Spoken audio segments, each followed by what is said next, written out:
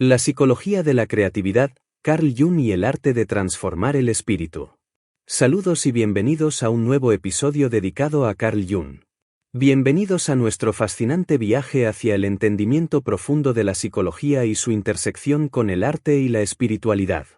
En el vídeo de hoy, exploraremos las ideas revolucionarias de Carl Jung sobre cómo la creatividad y el inconsciente colectivo dan forma a las obras que pueden transformar nuestra experiencia de la realidad.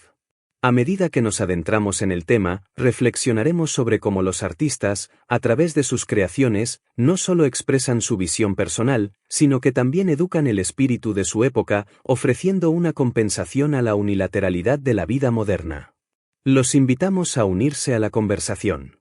Compartan sus pensamientos, reflexiones y preguntas en los comentarios. ¿Qué papel creen que juega la psicología en el arte? ¿Cómo pueden las obras artísticas influir en nuestra comprensión del mundo y de nosotros mismos? Su participación es fundamental para enriquecer este diálogo y profundizar en nuestro entendimiento colectivo. Comencemos juntos este viaje. El Liber Novus, una obra fundamental en el estudio de la psique humana, se presenta como un fascinante compendio de imaginaciones activas que reflejan el profundo deseo de Carl Gustav Jung por desentrañar su significado. Este trabajo interpretativo se despliega a través de una serie de temas interconectados que abarcan tanto la búsqueda personal de autoconocimiento como la integración y el desarrollo de los diversos matices de la personalidad. Jung no solo se embarca en un viaje introspectivo para entenderse a sí mismo, sino que también busca desvelar la compleja estructura de la personalidad humana en su totalidad. En este contexto, examina la relación del individuo con la sociedad contemporánea y su vínculo con el legado de aquellos que han partido. Además, se interesa por explorar los impactos psicológicos e históricos que el cristianismo ha dejado en la cultura occidental, al mismo tiempo que reflexiona sobre las posibilidades futuras del desarrollo religioso en esta región. En el transcurso de su análisis, Jung aborda una variedad de tópicos de gran relevancia, tales como la esencia del autoconocimiento y la naturaleza del alma. Reflexiona sobre las dinámicas entre pensamiento y sentimiento, así como los distintos tipos psicológicos que influyen en nuestras vidas. También se adentra en la relación entre las manifestaciones de la masculinidad y la feminidad, tanto en el ámbito interno como externo, resaltando la necesidad de unir los opuestos para alcanzar un estado de armonía. La soledad, el valor de la erudición y el aprendizaje, y la búsqueda del prestigio de la ciencia son otros de los aspectos que Jung considera cruciales en su obra. A través de su análisis, trata de dar sentido a los símbolos que nos rodean y a su interpretación, así como a fenómenos complejos como la guerra, la locura y la locura divina. Asimismo, plantea preguntas profundas sobre cómo debemos entender hoy en día obras como La imitación de Cristo, el concepto de la muerte de Dios, el impacto histórico del pensamiento nietzscheano y la relación intrínseca entre magia y razón. De esta manera, el Liber Novus no solo se erige como un tratado psicológico, sino también como una guía que invita a la reflexión sobre la condición humana, su historia y su futuro. A través de las páginas de esta obra, Jung nos insta a mirar hacia adentro, a explorar los laberintos de nuestra alma y a encontrar un significado que resuene con la complejidad de nuestra existencia. El tema central de esta obra se centra en la fascinante travesía de Carl Gustav Jung para recuperar su alma y trascender la crisis contemporánea de alienación espiritual que aquejaba a la humanidad de su tiempo.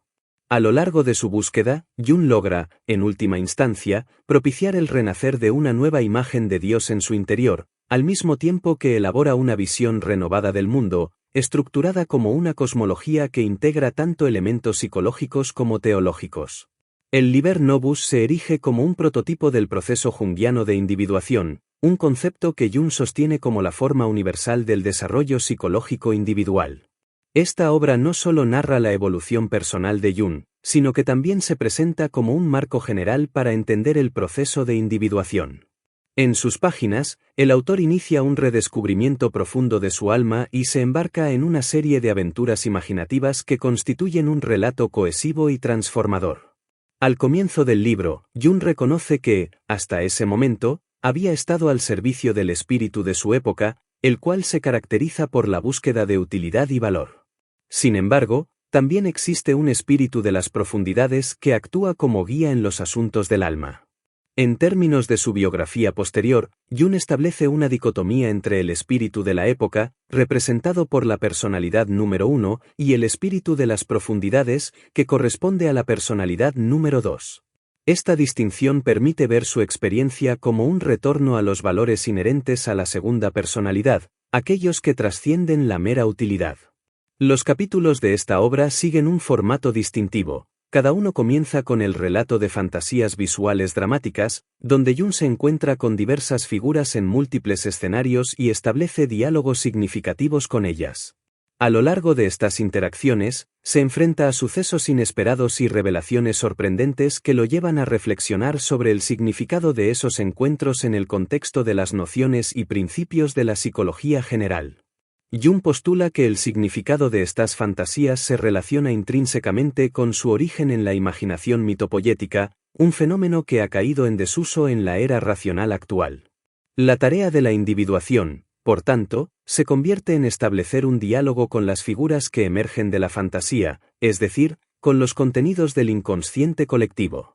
Este proceso busca integrar esas manifestaciones en la conciencia, recuperando así el valor de la imaginación mitopoyética que se había perdido en la Edad Moderna. A través de esta integración, Jung propone una reconciliación entre el espíritu de la época y el espíritu de las profundidades. Esta labor de restauración del diálogo interno se convertiría en un leitmotiv en su trabajo académico posterior, guiando sus investigaciones y reflexiones hacia la profunda conexión entre la psique humana y las fuerzas que la habitan. De este modo, Jung no solo se embarca en una exploración personal, sino que también nos invita a todos a seguir un camino de autoconocimiento y a reexaminar las dimensiones más profundas de nuestra existencia. Una nueva fuente de vida. En 1916, Carl Gustav Jung dio un paso significativo al escribir una serie de ensayos y un breve libro en los que comenzó a traducir los conceptos presentes en el Liber Novus al lenguaje de la psicología contemporánea. Este esfuerzo no solo reflejó la importancia de su actividad intelectual, sino que también marcó el inicio de los primeros esbozos de los componentes clave de su psicología madura. Aunque una revisión exhaustiva de estos escritos excede el propósito de esta introducción, es esencial destacar aquellos elementos que se relacionan de manera más directa con el Liber Novus. Durante los años de 1911 a 1914, Jung había estado profundamente inmerso en el proyecto de desarrollar una explicación estructural de las funciones humanas generales y la psicopatología. Además de su teoría anterior sobre los complejos, ya había comenzado a formular ideas sobre un inconsciente que se adquiría filogenéticamente, habitado por imágenes míticas, así como sobre una energía psíquica que no se limitaba a lo sexual. Introdujo conceptos fundamentales como los tipos generales de introversión y extraversión, las funciones compensatorias y prospectivas de los sueños, y enfoques sintéticos y constructivos para entender los productos de la imaginación. A medida que Jung continuaba expandiendo y refinando estas ideas, surgió un nuevo proyecto que se convertiría en un punto de inflexión en su obra, la tentativa de proporcionar una explicación más profunda y temporal que denominó proceso de individuación. Este concepto emergió como uno de los resultados teóricos más significativos de su autoexperimentación, encapsulando su búsqueda de autoconocimiento y comprensión de la psique humana. El proceso de individuación se convertiría en un eje central en su pensamiento, y su desarrollo, así como su comparación con diferentes contextos históricos y transculturales, ocuparían su atención durante el resto de su vida. A través de esta obra, Jung no solo intentaba entender su propia experiencia, sino que también buscaba ofrecer a la humanidad una nueva fuente de vida, una forma de reconciliar las dimensiones de la psique y del espíritu, ayudando así a otros a encontrar su camino hacia el autodescubrimiento y la plenitud. En este sentido, sus escritos de 1916 marcan un hito crucial en la evolución de su pensamiento y en la elaboración de un sistema que resuena profundamente en el ámbito de la psicología moderna. La estructura de lo inconsciente, la conferencia de 1916. En 1916, Carl Gustav Jung presentó una conferencia en la Asociación de Psicología Analítica titulada La estructura de lo inconsciente, la cual fue publicada por primera vez en francés en los archivos de psicología de Flournoy. En esta presentación, Jung introdujo una distinción crucial al diferenciar entre dos niveles de inconsciente, el inconsciente personal y el inconsciente impersonal o psique colectiva. El inconsciente personal abarca aquellos elementos que un individuo adquiere a lo largo de su vida, incluyendo recuerdos y experiencias que pueden ser conscientes. En contraste, el inconsciente impersonal, o psique colectiva, se refiere a los aspectos heredados que trascienden la experiencia individual. Mientras que la consciencia y lo inconsciente personal se desarrollan a través del tiempo, la psique colectiva se hereda y se manifiesta a través de arquetipos compartidos. Jung exploró en su ensayo los fenómenos fascinantes que surgen de la asimilación de estos contenidos inconscientes. Observó que cuando las personas incorporan los elementos de la psique colectiva y los confunden con sus atributos personales, a menudo experimentan extremos de superioridad e inferioridad. Para ilustrar esta experiencia, tomó prestado de Goethe y Alfred Adler el término Göttlichkeit, que se traduce como semejanza divina, un estado que surge cuando la psique personal y la colectiva se fusionan, lo que representa uno de los riesgos del análisis psicológico. En su exposición, Jung enfatizó que diferenciar la psique personal de la colectiva es una tarea compleja. Un factor crucial en este proceso es la persona, que él describió como la máscara o rol que cada individuo asume. La persona representa el segmento de la psique colectiva que se confunde erróneamente con la individualidad. A medida que se somete a análisis, la personalidad puede disolverse en la psique colectiva, lo que desencadena un torrente de fantasías. Todos los tesoros del pensamiento y el sentimiento mítico se desbloquean. La diferencia entre este estado de revelación y la demencia radica en la intencionalidad del proceso. Jung identificó dos posibles caminos tras la experiencia de la asimilación del inconsciente. El primero era intentar restaurar regresivamente a la persona a su estado anterior, aunque esto resulta imposible, dado que lo inconsciente no puede ser eliminado. La segunda opción consistía en aceptar la condición de semejanza divina. Sin embargo, Jung propuso un tercer camino, el tratamiento hermenéutico de la imaginación creadora. Este enfoque permite la síntesis de la psique individual con la colectiva, revelando así la línea de vida única de cada persona. Este proceso de integración es lo que él denominó individuación. En una revisión posterior de este ensayo, Jung introdujo la noción de anima, que se presenta como contraparte de la persona. Ambas, anima y persona, son consideradas por Jung como limagos del sujeto, es decir, como elementos que representan diferentes facetas del individuo. En este contexto, definió el anima como la forma en que el sujeto es percibido por lo inconsciente colectivo, destacando así la importancia de la interacción entre la individualidad y las fuerzas arquetípicas que residen en el inconsciente compartido. A través de este análisis, Jung no solo delineó un mapa de la psique humana, sino que también abrió un camino hacia una comprensión más profunda del ser y su lugar en el tejido de la existencia. La intensa descripción de las complejidades inherentes al estado de semejanza divina en Jung refleja sus experiencias emocionales durante su enfrentamiento con lo inconsciente. Esta noción de diferenciación de la persona y su análisis se relaciona estrechamente con la sección de apertura del Liber Novus, donde Jung se distancia de su rol y de sus logros, buscando reconectarse con su alma. En este proceso, emerge una liberación de fantasías mitológicas que están profundamente arraigadas en su psique.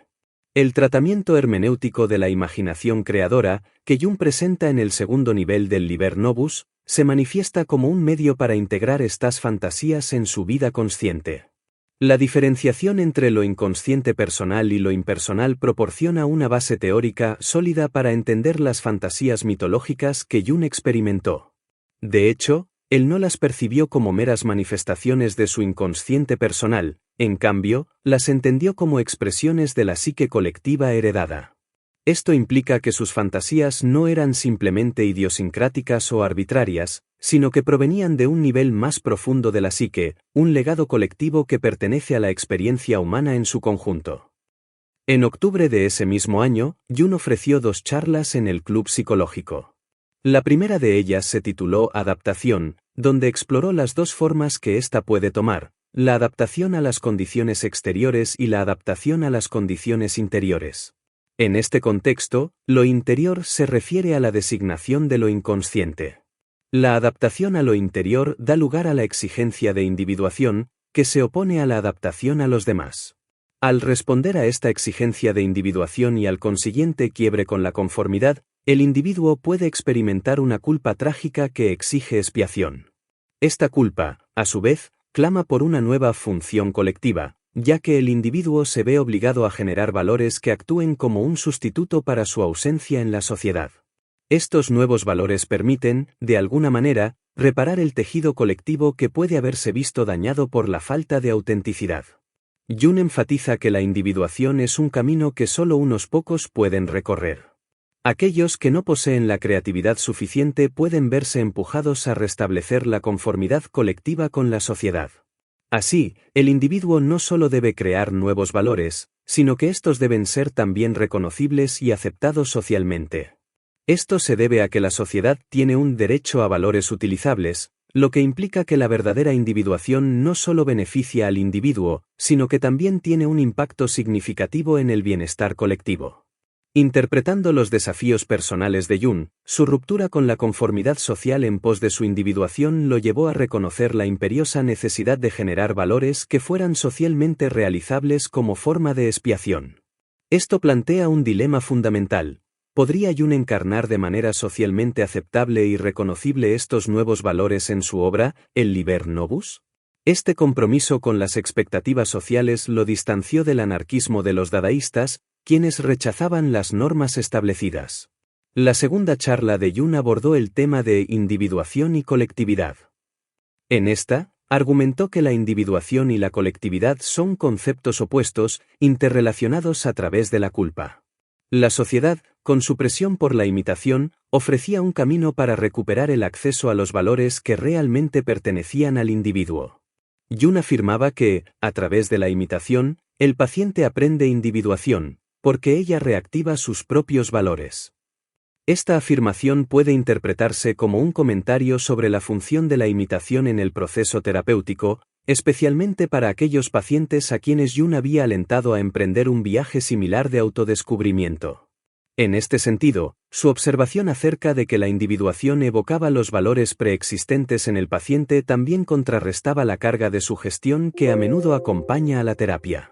En noviembre de ese mismo año, mientras cumplía con su servicio militar en Herisau, Jung escribió un artículo titulado La función trascendente, el cual no fue publicado hasta 1957. En él, describió un método para evocar y desarrollar fantasías, que más tarde llamaría imaginación activa, y expuso su justificación terapéutica. Este artículo puede considerarse un avance provisional en su autoexperimentación, sirviendo como un prefacio al Liber Novus. Jung observó que la nueva perspectiva adquirida a través del análisis a menudo quedaba obsoleta. Era necesario acceder a materiales inconscientes que complementaran la actitud consciente y corrigieran su unilateralidad. Sin embargo, dado que la energía disminuía durante el sueño, los sueños mismos eran expresiones más limitadas de los contenidos inconscientes. Así, Jung propuso recurrir a otras fuentes, en particular, a las fantasías espontáneas. Una libreta recuperada recientemente contiene una serie de sueños datados entre 1917 y 1925. Al comparar este material con los libros negros, se revela que las imaginaciones activas de Jung no derivaban directamente de sus sueños, sugiriendo que ambos flujos de contenido eran, en general, independientes. Jung describió su técnica para inducir tales fantasías espontáneas de la siguiente manera. El entrenamiento consiste, en primer lugar, en practicar sistemáticamente la suspensión de la atención crítica, con lo que se produce un vacío de la consciencia.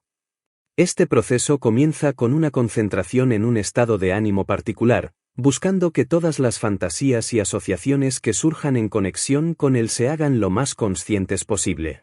El objetivo era permitir que la imaginación fluyera libremente, sin desviarse del sentimiento inicial, mediante un proceso asociativo abierto. Este enfoque conducía a una expresión concreta o simbólica del estado de ánimo, acercando así la experiencia emocional a la consciencia y haciéndola más comprensible. Esta práctica podía resultar en un efecto revitalizador. Jung animaba a los individuos a utilizar diferentes formas de expresión artística, como el dibujo, la pintura o la escultura, según sus propias inclinaciones, lo que facilitaba una conexión más profunda entre el individuo y su propio mundo interno. A través de este proceso, Jung no solo buscaba la integración de su propia psique, sino que también proponía un camino para que otros exploraran y desarrollaran su individualidad, contribuyendo al enriquecimiento de la experiencia colectiva. La interrelación entre la creatividad personal y la exploración de lo inconsciente se convierte así en un puente fundamental hacia la autenticidad y el bienestar emocional. Los visualmente capacitados deberán concentrar sus expectativas en que se produzca una imagen interna. Por regla general, se producirá tal imagen de la fantasía, tal vez hipnagógica, que habrá de ser minuciosamente examinada y fijada por escrito. Los que están capacitados para lo acústico-lingüístico suelen oír palabras en su interior. Al principio, quizás solo sean fragmentos de frases aparentemente sin sentido. ¿Hay quienes en esos momentos solo perciben su otra voz? La escritura automática, directamente o con la plancheta, es aún más rara, pero igualmente aplicable. Una vez que las fantasías han sido producidas y materializadas, se presentan dos vías complementarias para abordarlas: la formulación creativa y la comprensión. Ambas son interdependientes y esenciales para generar lo que Jung denomina la función trascendente, que emerge de la unión entre los contenidos conscientes e inconscientes. En su observación, Jung nota que para algunas personas resulta sencillo escuchar esa otra voz interna al escribir, permitiéndoles entablar un diálogo desde la perspectiva del yo. Este proceso se asemeja a una conversación entre dos entidades que disfrutan de igualdad en sus derechos, creando un intercambio dinámico. Este diálogo interno no solo es una mera exploración, es el catalizador para la creación de la función trascendente, que, a su vez, amplía la consciencia de quien se embarca en este ejercicio. La forma en que Jung describe estos intercambios y la relevancia de evocar fantasías en un estado de vigilia son reflejos de su propia búsqueda personal, la cual se desarrolla a lo largo de los libros negros. La interacción entre las formulaciones creativas y la comprensión resuena profundamente en su trabajo dentro del Liber Novus, donde explora estos conceptos de manera más exhaustiva. A pesar de su profundo interés en el tema, Jung nunca llegó a publicar este artículo, y en retrospectiva, subrayaría que nunca finalizó su exploración sobre la función trascendente, una tarea que lo ocupaba pero que no siempre abordaba con el entusiasmo que se requería. Esta falta de culminación no restó valor a las ideas que había desarrollado, más bien, enfatiza la complejidad de su propio proceso creativo y la continua evolución de su pensamiento.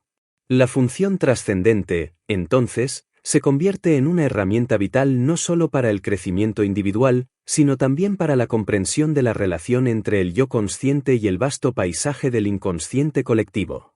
En este sentido, Jung nos invita a reflexionar sobre la importancia de mantener un diálogo activo con nuestras propias voces internas, fomentando así un entendimiento más profundo de nuestra experiencia humana compartida y de los arquetipos que nos conectan en un nivel más profundo. En 1917, Carl Jung dio un paso significativo en su desarrollo teórico al publicar un libro con un título extenso, La psicología de los procesos inconscientes, una revisión de la teoría moderna y del método de la psicología analítica. En el prefacio, fechado en diciembre de 1916, Jung se adentró en el contexto turbulento de la guerra, señalando que el proceso psicológico que la acompañó había traído a la superficie el desafío del inconsciente caótico. Jung planteó que la psicología del individuo y la psicología de la nación están intrínsecamente conectadas, sugiriendo que solo a través de la transformación personal podría lograrse una renovación cultural. Esta interrelación entre lo individual y lo colectivo se erige como el núcleo de su obra Liber Novus.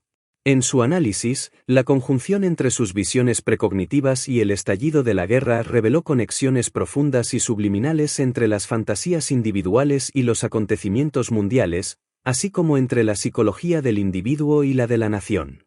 Ante esta realidad, Jung percibió la urgencia de explorar estas conexiones con mayor profundidad.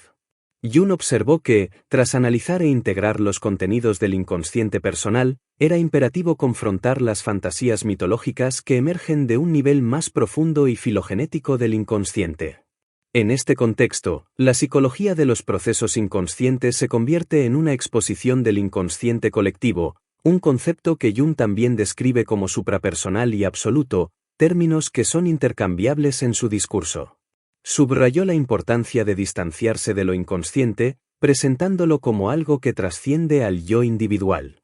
Esta diferenciación entre el yo y el no yo, o la psique colectiva, se tornó fundamental. Para lograrlo, el individuo debe posicionarse firmemente en su función del yo, lo que implica cumplir con su deber hacia la vida de manera integral, convirtiéndose así en un miembro esencialmente vivo de la sociedad. Este compromiso con la vida y la comunidad era una de las tareas que Jung se propuso llevar a cabo durante este periodo crucial de su vida. A través de esta obra, Jung no solo buscaba ofrecer una comprensión más profunda de la psique humana, sino también contribuir a una transformación cultural necesaria en tiempos de crisis. Su enfoque nos invita a reflexionar sobre cómo nuestras experiencias personales están entrelazadas con los procesos colectivos que nos afectan, recordándonos que el camino hacia la sanación individual también puede ser un camino hacia la sanación social. En su obra Transformaciones y símbolos de la libido, Carl Jung introdujo el concepto de mitos típicos o imágenes primordiales, que se asocian con los contenidos del inconsciente colectivo. Jung describió estos dominantes como los poderes gobernantes, los dioses, esto es, las imágenes de las leyes y principios dominantes, las regularidades promedio en la secuencia de imágenes que el cerebro ha recibido de la secuencia de procesos seculares. Esta descripción resalta la importancia de estos dominantes en la comprensión de la psique humana y su influencia en la vida cotidiana. Para Jung, era fundamental prestar atención a estos dominantes, ya que representan los residuos activos de nuestra historia ancestral y son esenciales para establecer un acuerdo con ellos. Al diferenciarlos de lo personal, el individuo puede liberar energía psíquica, lo que resulta en un enriquecimiento de su vida interior. Este proceso de diferenciación es crucial para el desarrollo psicológico, pues permite al individuo reconciliarse con su herencia cultural y espiritual. Jung también se enfocó en su propia actividad creativa, buscando distinguir y dar vida a los diversos personajes que emergían de su inconsciente. Este esfuerzo no solo se centraba en la identificación de figuras arquetípicas, sino en la consolidación de estas como realidades psicológicas, afirmando que estas figuras poseen una existencia psíquica independiente y no son meros productos de la imaginación subjetiva.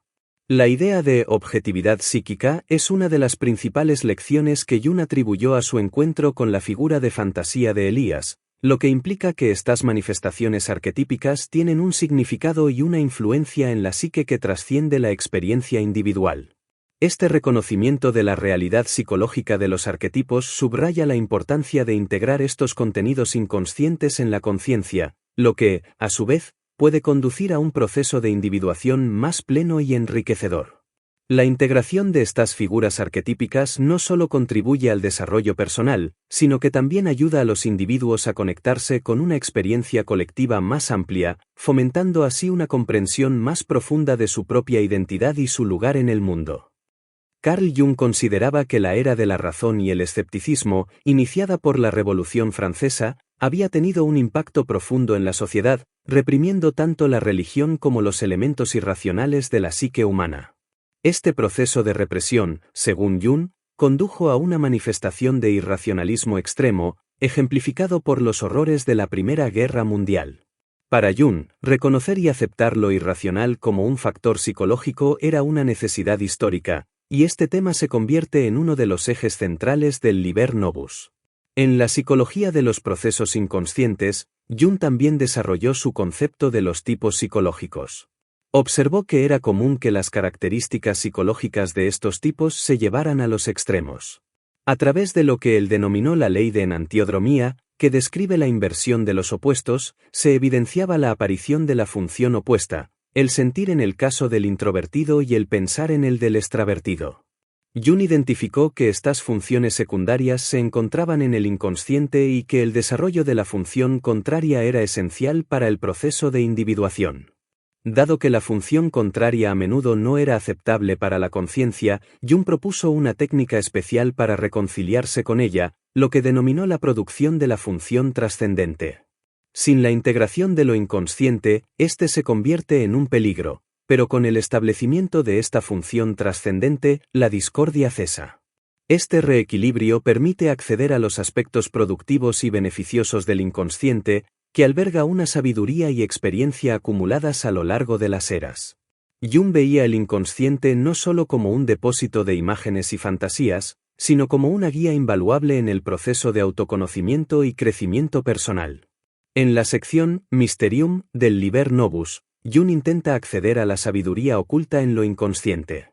A lo largo de este libro, se observa cómo Jung busca respuestas de su alma sobre el significado de sus fantasías, reconociendo al inconsciente como una fuente de conocimiento superior. En sus reflexiones, expresa una conexión personal y empírica con sus nuevas concepciones, concluyendo que en nuestra época está buscando una nueva fuente de vida. Yo encontré una y bebí de ella, y el agua sabía bien. Esta metáfora simboliza su descubrimiento de que la exploración del inconsciente puede ofrecer no solo entendimiento personal, sino también un camino hacia una vida más plena y significativa. La vía del sí mismo. En el año 1918, Carl Gustav Jung publicó un artículo titulado Sobre lo inconsciente, donde expone una profunda reflexión sobre la dualidad de la existencia humana. En su análisis, Jung nos invita a considerar que todos habitamos entre dos dimensiones, el mundo tangible de la percepción externa y el vasto reino de lo inconsciente. Esta distinción, a la que llegó tras años de investigación, revela su entendimiento del ser humano en ese momento histórico. Jung evoca las palabras de Friedrich Schiller, quien afirmaba que la convergencia de estos dos mundos se daba a través del arte. Sin embargo, el propio Jung toma una postura diferente. Yo sostengo que la verdadera unión de lo racional y lo irracional se encuentra menos en el arte y más en el símbolo. En la esencia de un símbolo, conviven ambos aspectos, lo racional, que se alinea con la razón, y lo irracional, que se escapa de ella.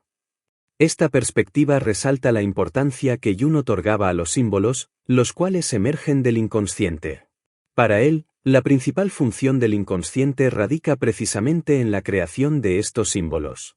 Aunque siempre existe una función compensatoria en el inconsciente, la capacidad de generar símbolos solo se manifiesta cuando estamos abiertos a reconocerla. Este es un punto crucial en la obra de Jung, ya que, a pesar de su reconocimiento de la creatividad presente en el inconsciente, evita clasificar su producción como arte en el sentido convencional.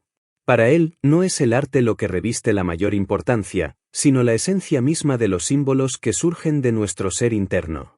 En su obra Liber Novus, Jung ilustra el proceso de reconocimiento y recuperación de este poder creativo simbólico. Este libro es una exploración introspectiva en la que Jung busca comprender la naturaleza psicológica del simbolismo y reflexionar sobre sus propias fantasías de manera simbólica.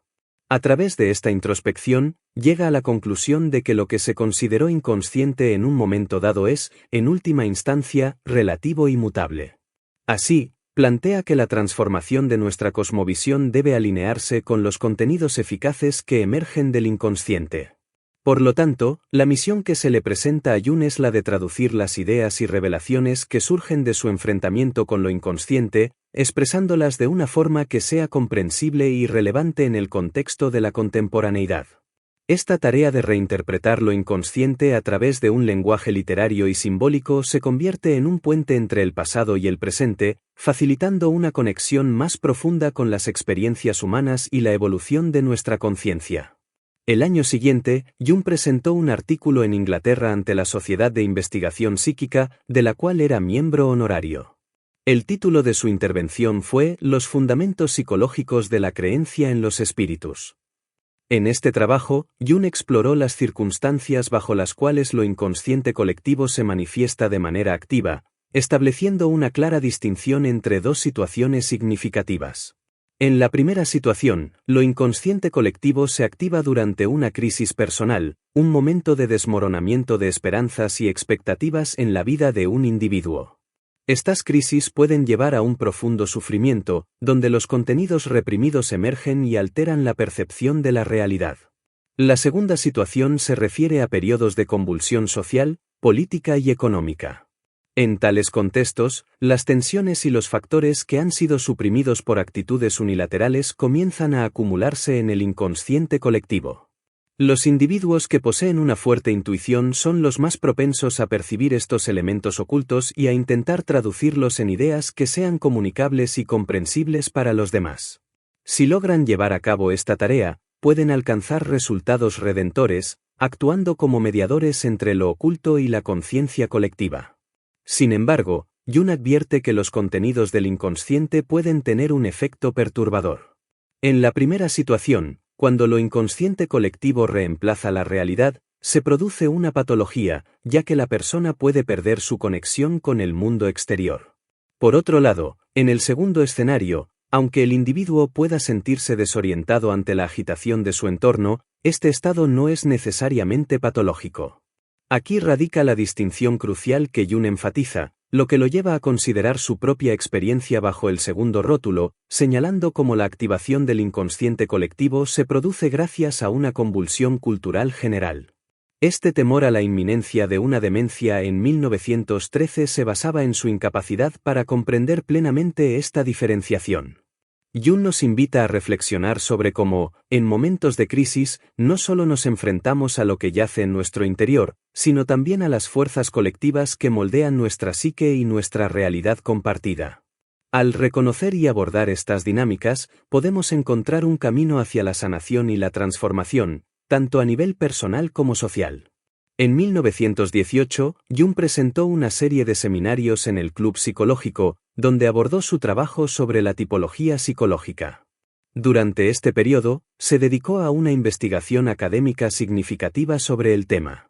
En 1921, culminó este esfuerzo con la publicación de Tipos psicológicos, donde desarrolló y amplió las ideas que había esbozado en varios ensayos anteriores. Un aspecto fundamental de su obra Liber Novus se encuentra en el capítulo 5, titulado El problema de los tipos en la poesía. En esta sección, Jung profundiza en cómo la cuestión de los opuestos puede ser abordada mediante la creación de un símbolo unificador o reconciliador. Este concepto se convierte en uno de los ejes centrales del Liber Novus, donde Jung reflexiona sobre la necesidad de integrar las dualidades que coexisten en nuestra psique. El análisis que Jung presenta en este capítulo no se limita a su perspectiva personal, sino que explora las tradiciones espirituales y filosóficas de diversas culturas. Examina cómo el hinduismo, el taoísmo, las enseñanzas de Meister Eckhart y de manera contemporánea, el trabajo de Carl Spitteler, han abordado la resolución del conflicto entre los opuestos. Esta investigación no solo resalta la relevancia histórica de estas tradiciones, sino que también ofrece una meditación profunda sobre las fuentes que han influido en su propio pensamiento y en la elaboración de las ideas expuestas en el Liber Novus. En lugar de limitarse a discutir de manera directa la reconciliación de los opuestos, Jung elige un enfoque más sutil, busca analogías en diferentes contextos históricos y las analiza en profundidad. Esta metodología no solo enriquece su argumento, sino que también invita a los lectores a considerar las conexiones que existen entre diversas corrientes de pensamiento, destacando la universalidad de la búsqueda de equilibrio y comprensión en la experiencia humana. Así, Jung establece un puente entre el pasado y el presente, mostrando que el entendimiento de los opuestos es un viaje que trasciende las barreras culturales y temporales. En 1921, el sí mismo emergió como concepto psicológico. Jung lo define como sigue. En la medida en que el yo es solo el centro de mi campo de consciencia, no es idéntico a la totalidad de mi psique, sino que es meramente un complejo entre otros complejos. De ahí que yo establezca una distinción entre el yo y el sí mismo, por cuanto el yo es solo el sujeto de mi consciencia, pero el sí mismo es el sujeto de mi psique entera, también, por tanto, de la psique inconsciente. En este sentido el sí mismo sería una magnitud ideal que incluye en sí el yo. El sí mismo gusta de aparecer en la fantasía inconsciente como personalidad de orden superior o personalidad ideal, a la manera como aparece Fausto en Goethe y Zaratustra en Nietzsche. Jung equiparó la noción hindú de Brahmanatman con el sí mismo. Al mismo tiempo, proporcionó una definición del alma. Sostuvo que ella posee cualidades que son complementarias a las de la persona, y que posee aquellos rasgos de los que la actitud consciente carece. Este carácter complementario del alma afectaba también su carácter sexual, de modo que un hombre tenía un alma femenina, o anima, y una mujer poseía un alma masculina, o animus. Esto se correspondía con el hecho de que los hombres y las mujeres tenían rasgos tanto femeninos como masculinos. También señaló que el alma daba lugar a imágenes que eran consideradas sin valor alguno desde la perspectiva racional. Había 4 formas de utilizarlas. Su más inmediata posibilidad de utilización es la artística, si se dispone de capacidad de expresión artística. Una segunda posibilidad de utilización es la especulación filosófica. Una tercera, la especulación cuasi religiosa, que conduce a la herejía y a la formación de sectas. Una cuarta posibilidad es el empleo de las fuerzas que hay en las imágenes para toda forma de libertinaje. Desde esta óptica, la utilización psicológica de las imágenes se presenta como una quinta forma de experiencia. Para que este enfoque sea efectivo, es fundamental que la psicología se separe claramente del arte, la filosofía y la religión. Jung es consciente de esta necesidad, lo que se manifiesta en su rechazo a las alternativas convencionales que ofrecen estas disciplinas. En los libros negros que siguen, Jung continúa desarrollando su propia mitología. Las figuras que surgen en su trabajo se transforman y evolucionan, y esta diferenciación de las figuras va acompañada de una fusión que les permite ser vistas como aspectos de los componentes subyacentes de la personalidad. Un momento revelador ocurre el 5 de enero de 1922, cuando Jung sostiene un diálogo interno con su alma sobre su vocación y la importancia del liber novus. Yo siento que necesito hablar contigo. ¿Por qué no me dejas dormir, dado que estoy tan cansado? La perturbación parece venir de ti. ¿Qué te motiva a mantenerme despierto? Alma, ahora no es tiempo de dormir, es el momento de despertar y prepararte para algo importante en tu trabajo nocturno. La gran obra comienza. Yo, ¿qué gran obra? Alma, la obra que debe hacerse ahora. Es una tarea significativa y desafiante. No hay tiempo para dormir si no encuentras espacio durante el día para dedicarte a ella. Yo, pero no tenía idea de que algo así estuviera sucediendo. Alma, podrías haberlo notado, ya que hace tiempo que he estado perturbando tu sueño. Has estado demasiado inconsciente durante mucho tiempo. Ahora debes ascender a un nivel superior de consciencia. Yo, estoy preparado. ¿De qué se trata? Háblame. Alma, debes escuchar. Dejar de ser un cristiano es sencillo. Pero, ¿qué viene después? Se avecinan muchas cosas. Todo está esperando por ti. Y tú, permaneces en silencio y no tienes nada que decir. Debes hablar. Porque has recibido la revelación. No debes esconderla. ¿Te preocupas por la forma?